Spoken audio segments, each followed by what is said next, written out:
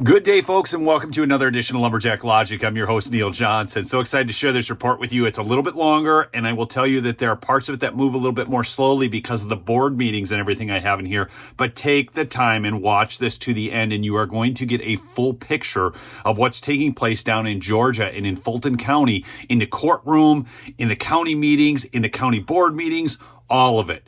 And so we're going to start right in the courtroom, and this is in the Jeff Clark Fani Willis RICO case, where the DA admitted it received 2 letters from Biden White House counsel, and the judge wants both of those letters filed under seal for in-camera review in his chambers. Let's start there.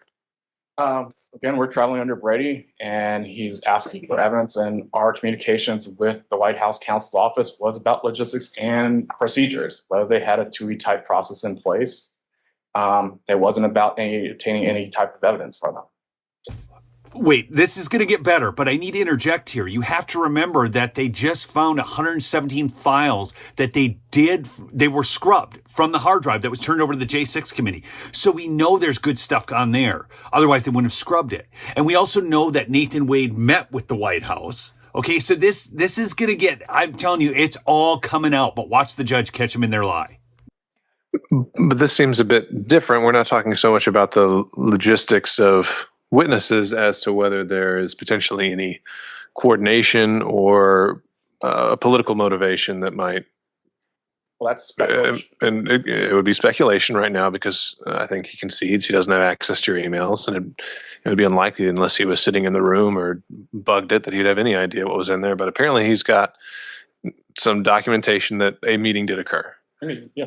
And so I guess the issue would be a selective prosecution claim can be brought pre-trial if they think that there are grounds on it. And that's a bit different than just asking about whether a witness is going to show up or is not going to show up, right? Right. So the original question was, is there something actually in writing that shows communications between the office and the White House counsel? We did get a letter from the White House counsel's office. All right, so about logistics and procedures, as stated before.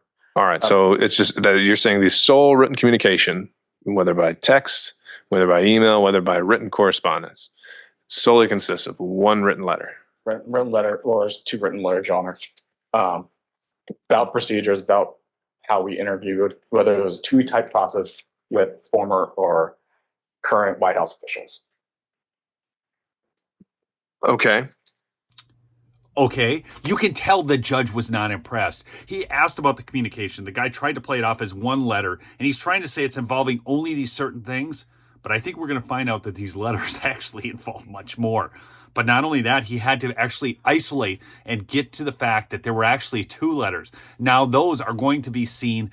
And again, more evidence is continuing to come out. Keep the faith, people. Fani Willis is dirty as they come. But really quickly, do want to mention my sponsor, Midas Gold Group. That's MidasGoldGroup.com, or text Lumberjack to 232425 to receive free silver with a qualifying order. You can get gold, you can get silver, you can get it all there at Midas Gold Group. I ordered some of this myself. I'm a big believer in gold and silver, folks. Real money. So you're dealing with veteran owners, not commissioned salespeople. You can also call them at 480-360-3000 or check out their website at MidasGoldGroup.com. But now I want to show you some fireworks from public comments at the Fulton County meeting.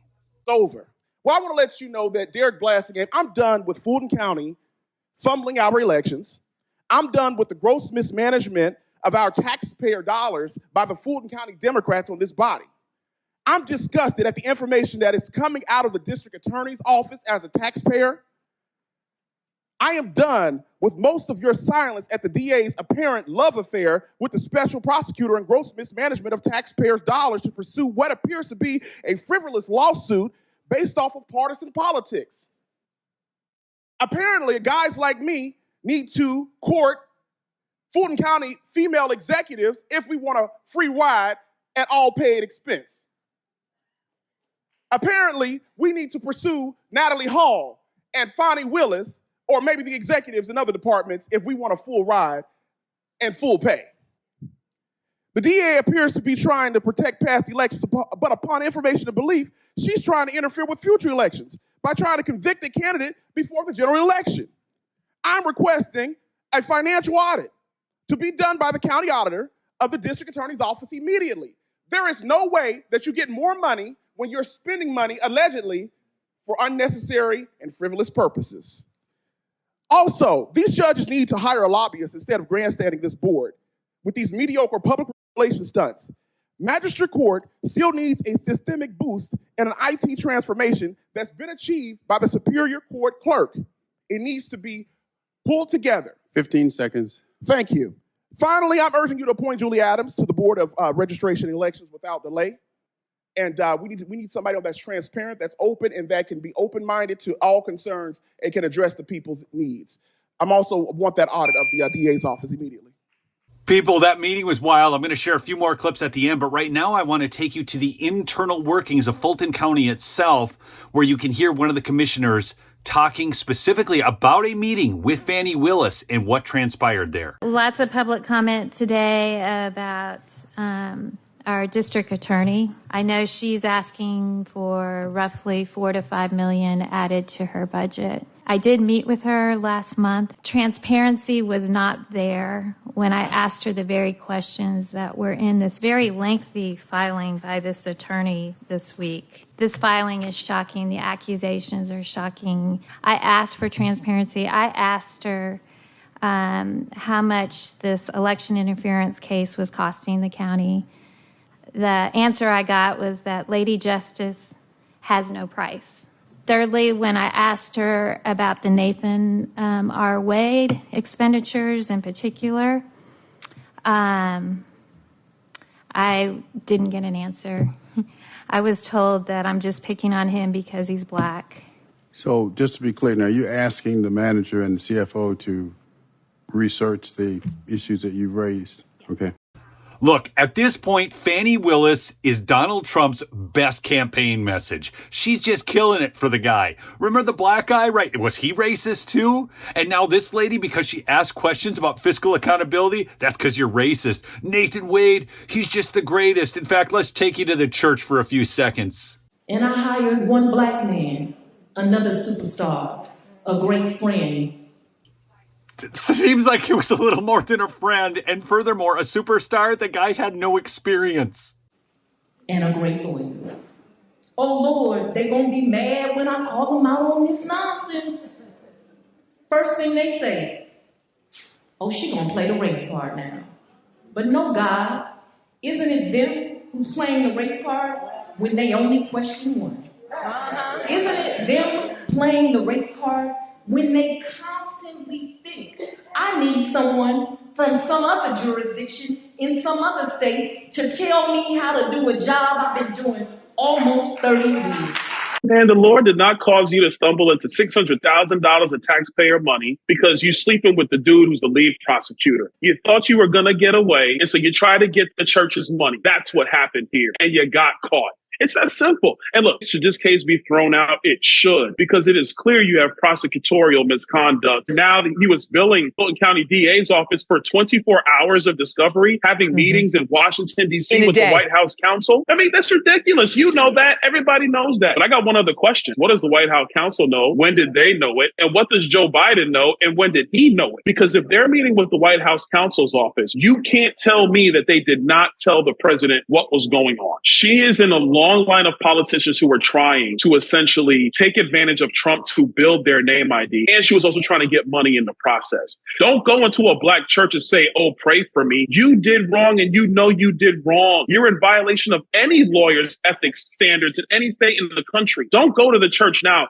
asking for prayer and forgiveness. You knowingly did it and you got caught. She should be removed. She should be disbarred. I suppose next she's going to tell Byron Donalds he's a racist as well. You know, she's not playing the race card. It's everybody else, you know. Oh, Lord. Oh, Lord. I tell you, this lady, I cannot take her. But I'm going to finish up with a fun clip from Jesse Waters with some other interesting highlights from that meeting that took place in Fulton County. So I'm going to say goodbye and tell you to remember to subscribe and remember to check out my sponsor, Midas Gold Group, MidasGoldGroup.com.